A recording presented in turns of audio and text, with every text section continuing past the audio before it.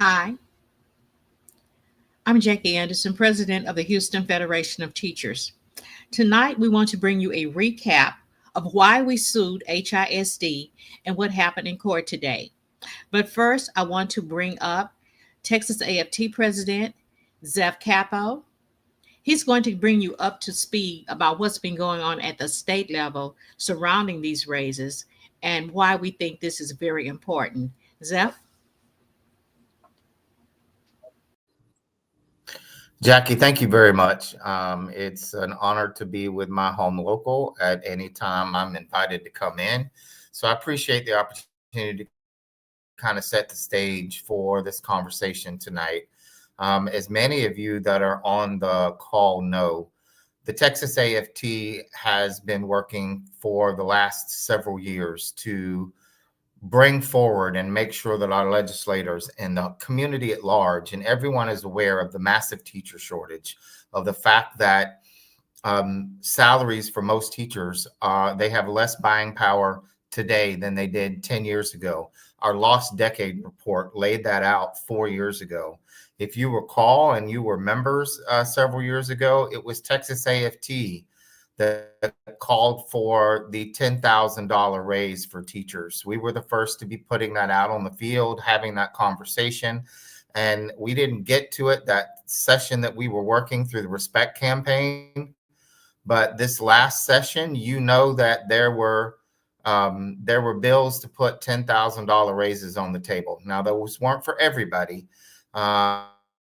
Those were for rural teachers in Texas, and we had to negotiate out because urban teachers were going to get the short change of having only $3,000 in the initial plan that came out. And we were able to negotiate to something we were comfortable with.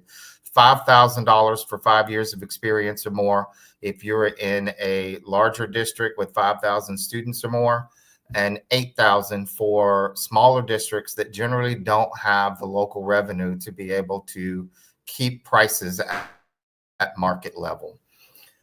This wasn't work that we did so that Mike Morath and Mike Miles could steal it from the teachers and put it into their pet, perverse performance pay plan. And frankly, the legislature already added additional monies to the TIA plan, to the performance pay plan, outside and above the teacher retention allotment. And there were 2 districts that snuck in and decided to talk Morath, talk the legislature, talk the commission, the chairs of the committees into allowing this. If you have an approved TIA plan, if you've got a TIA plan already, you could apply to have an enhanced TIA plan and basically move all of the retention money into that plan. Now, the issue in question, and our lawyer will talk about that, is does HISD have the minimum amount of approved TIA work to be able to qualify for enhanced plan? We don't think so. We didn't think so. And I'm glad Jackie and the board were willing to step up to the plate and make sure that at least our voices were heard, because it was a travesty after the last 4 years of work of getting the legislature to put money directly into the pockets of every single teacher across the state of Texas, to have one district in this state, the only district in the state, happens to be the one that's run by the state legislature, that has chosen not to give that money to the teachers themselves.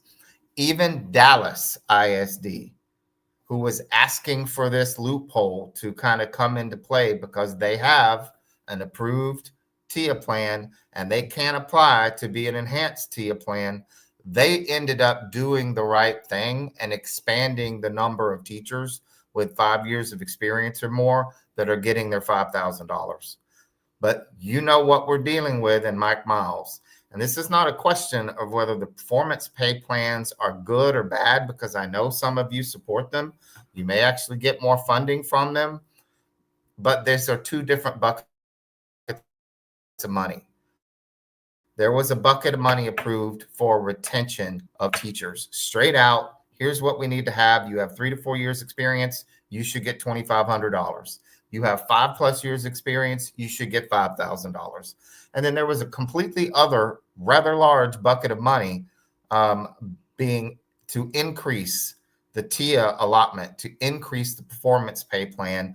And if we come up with a plan that you all agree with, then it's not our job to necessarily stand in the way, but we feel it's necessary to do everything we can to fight for that retention allotment that we fought so hard for over the last 4 years to get into the hands of teachers across the state of Texas.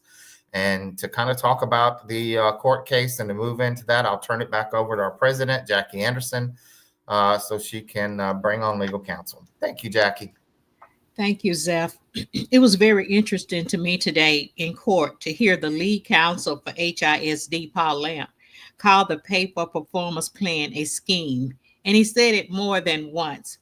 So I don't know if you heard that. Manuel is our lead counsel on this case.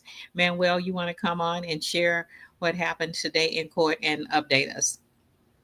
Hi, Jackie, and hello to everyone, members out there. Yes, so I'm honored to be, as you can see on the screen, I'm the Texas HFT General Counsel, and I was asked and invited to be part of this fight by Jackie and by Zeph. And so as you've already heard, we filed a lawsuit against Mike Miles and the Board of Managers, basically arguing that the way that they're planning to use the TRA money, which was supposed to be a pass-through, a raise for teachers, that the way that they're planning to use it for pay for performance instead is a violation of the law. And we went to court initially a little bit over a month ago, or around a month ago, and we were asking for a TRO. And the next step and unfortunately we didn't get it then, but the next step, our next chance to fight was today. And today we were asking for a temporary injunction. And basically a temporary injunction is an order by the court for the defendants to either do something or stop doing something. And what we were asking the court to do today was to order Mike Miles and the Board of Managers to not spend the money that the legislature approved and is sending to districts, to not spend the money while we can have a lawsuit and can have a fight about whether what they're doing is correct. And part of our argument is that this is not money that belongs to HISD. This is not local taxpayer money. This is money from the legislature.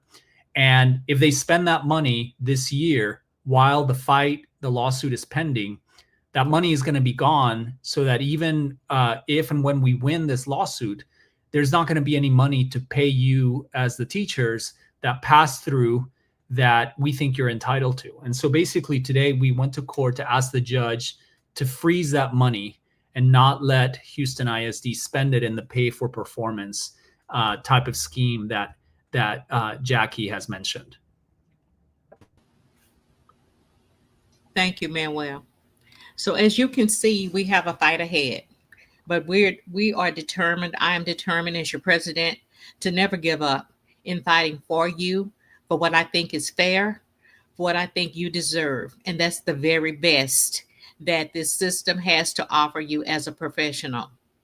So I would like to thank you all for coming. Thank you for attending this meeting. I want to make sure that you, as HFT members, know that on Saturday we will be in Crosby celebrating Labor Day. That will be on Saturday, and our own national president, who is very much in this fight with us, will be there. And she's going to be on a panel to discuss the, issue of labor. I think the panel name is Rise Up and Fight. And so you are invited to come out and enjoy Labor Day with us, or the Labor Day celebration with us.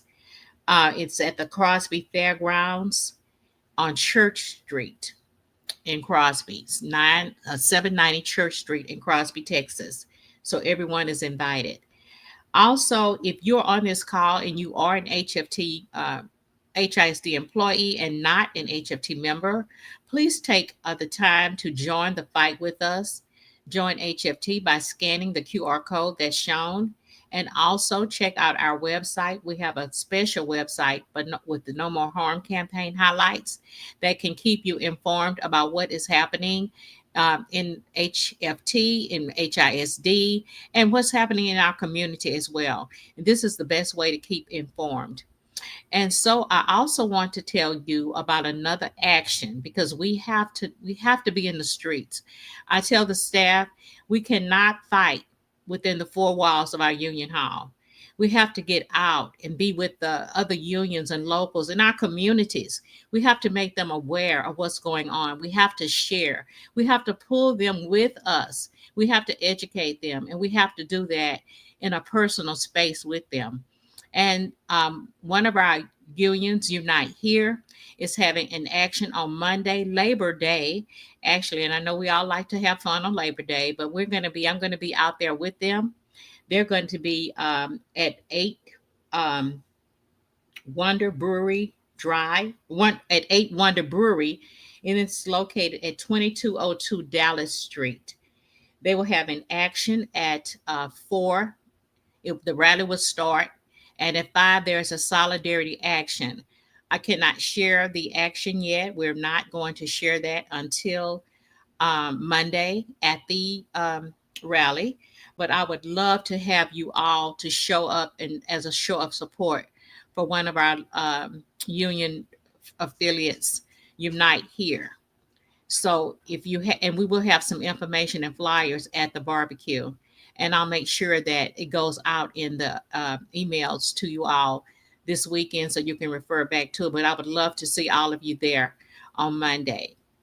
And that's it. That's all I have. I hope that you have a wonderful Labor Day weekend.